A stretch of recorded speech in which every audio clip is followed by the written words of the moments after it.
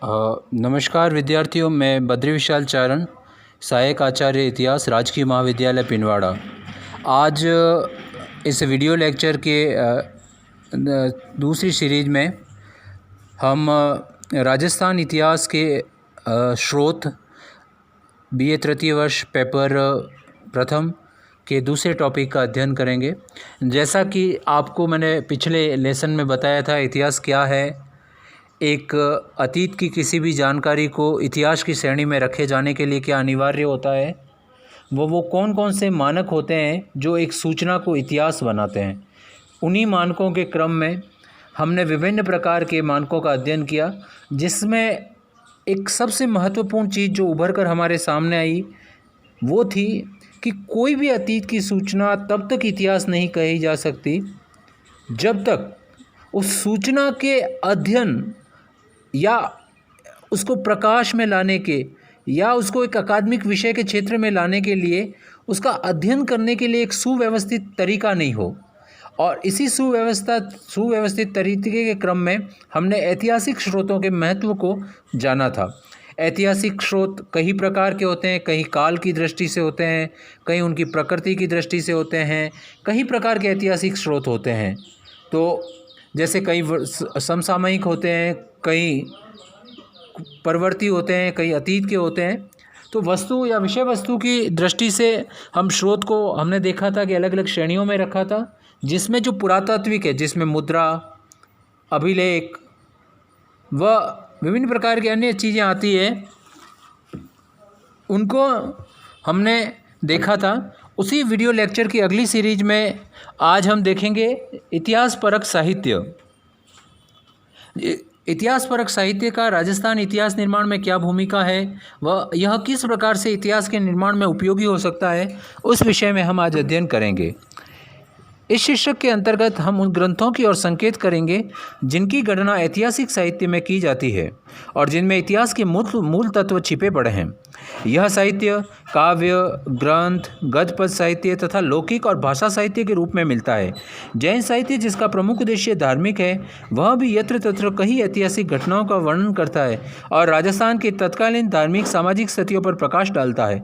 बाण के हर चरित्र में गुर्जरों का वर्णन मिलता है जो राजस्थान में थे। इसी तरह राजशेखर, सेमेश्वर और पंपा की कृतियाँ प्रताहरों के समय और उसकी संस्कृति पर प्रकाश डालती है। इसके अतिरिक्त काव्य रचना में जयानक का पृथ्वीराज विजय अपने ढंग का एक ही ग्रंथ है। यह मूलतः काव्य परक है और इसमें स्वभावतः अलंकारों तथा उपमाओं का अधिकाधिक समावेश है। फिर भी सपाट लक्ष्य के इतिहास का यह ग्रंथ उपयोगी है। इससे चौहानों का वंश क्रम पर अच्छा प्रकाश पड़ता है। इसी प्रकार नैनचंद चूरी के हमीर महाकाव्य, चंद्रशेखर के सुरजन चरित्र से भी चौहानों के इतिहास पर प्रकाश पड़ता है। काव्य साहित्य की भांति कथा साहित्य का भी ऐतिहासिक महत्व है। इन प्रबंधों में ऐतिहासिक व्यक्तियों को लेकर कथानक और काल्पनिक बातों को लिया गया है। प्रसंगवश जनसाधारण तथा साधुओं का भी उल्लेख उसमें हो गया है। इनके जीवन वृत्तांत के क्रम में राजनीतिक तथा सांस्कृतिक जीवन पर भी प्रकाश डाला गया।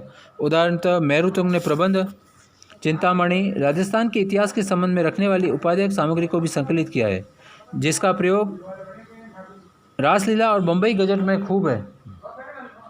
राजेश्वर के प्रबंध कोश में कई जैन साधु, कवि, राजा और अन्य व्यक्तियों का जीवन वृत्त है।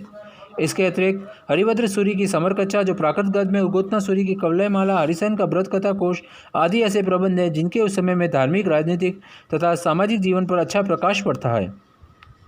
इनमें राजस्थान के 8वीं शताब्दी में विवाह, जनजीवन, त्योहार, दंड, भेद नीति, भीलों का जीवन आदि का सविस्तार वर्णन मिलता है। पूर्व मध्यकालीन राजस्थान के इतिहास को समृद्ध बनाने के लिए इस प्रबंध का उपयोग अत्यंत वांछनीय है। इन ग्रंथों की भांति जैन पट्टावलियों से जैन गुरु परंपरा या धार्मिक स्थितियों का भी वर्णन मिलता है।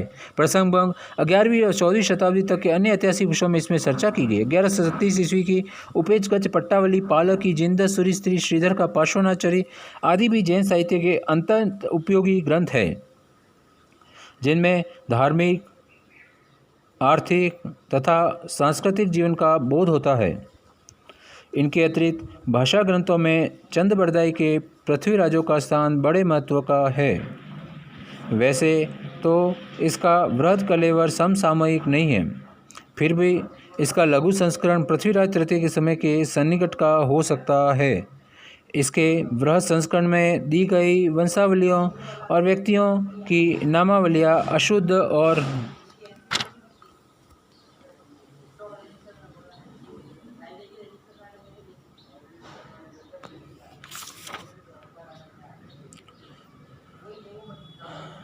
तो संस्कृत जी का बोध होता है। इनके अतिरिक्त भाषा ऐतिहासिक साहित्य के रूप में फारसी तारीखों के वृत्तांत का महत्व के नहीं है।